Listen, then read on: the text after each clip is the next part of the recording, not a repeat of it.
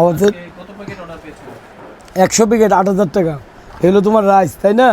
এটার সাথে একটা চিকেন, এই দেখো পাইছো চিকেন। এই সব মিলায়া মূল্য 80 টাকা বর্তমান বাজারে। 100 প্যাকেট 8,000 টাকা। এই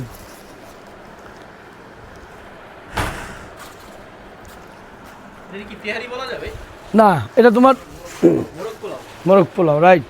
তবে এক্সট্রা একটা জিনিস আছে মোরগ পোলাওর সাথে, এই যে আমাদের যে মুরগিগুলা কিনি না, এই মুরগির গিলা কলিজা আছে, এটা তোমার অন্যজন দিব। কেন দিব না? আমরা 100 মুরগি কিনলে 100 গিলা কলিজা হয়, এগুলো আমরা ছোট ছোট টুকরা করে এটার সাথে দিয়ে দিই। এই ধরো এটা হলো মুরগির গিলা কলিজা, তাই না? এই ধরো আলু পাইছো, তারপর ধরো একটা চিকেন, এই যে চিকেনটা দেখছো, এটা মোরগ পোলাওই বলে।